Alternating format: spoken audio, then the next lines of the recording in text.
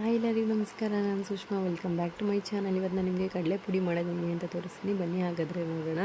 ಈ ಕಡಲೆ ಪುಡಿನ ನೀವು ಯಾವುದೇ ಪಲ್ಯ ಮಾಡಿದ್ರೂ ಕೂಡ ಒಂದೇ 2 ಟೇಬಲ್ ಸ್ಪೂನ್ ಆ್ಯಡ್ ಮಾಡಿಬಿಟ್ರೆ ಆ ಪಲ್ಯ ಟೇಸ್ಟೇ ಸೂಪರಾಗಿರುತ್ತೆ.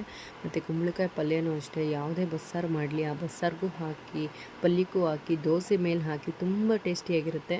ಹಾಗಾದರೆ ನೋಡೋಣ. ನಾನು 4-5 ಟೇಬಲ್ ಸ್ಪೂನು ಹುರ್ಗಡ್ಲೆ ತೊಗೊಂಡಿದ್ದೀನಿ. 5-7 ಒಣಮೆಣ್ಸಿಕಾಯಿ, 5-6 ಸೀಗಲು ಬೆಳ್ಳುಳ್ಳಿ, ಸ್ವಲ್ಪ ರುಚಿಗೆ ತಕ್ಕಷ್ಟು ಉಪ್ಪು, ಒಂದು ಸ್ವಲ್ಪ ಹುಣಸೆಹಣ್ಣನ್ನು ಹಾಕಿ ನಾನು ಇಷ್ಟನ್ನು ಕೂಡ ಪುಡಿ ಮಾಡ್ಕೊಂಡಿದ್ದೀನಿ. ನೋಡಿ, ಈ ಥರ ನೀವು ಪುಡಿ ಮಾಡ್ಕೊಳ್ಳಿ.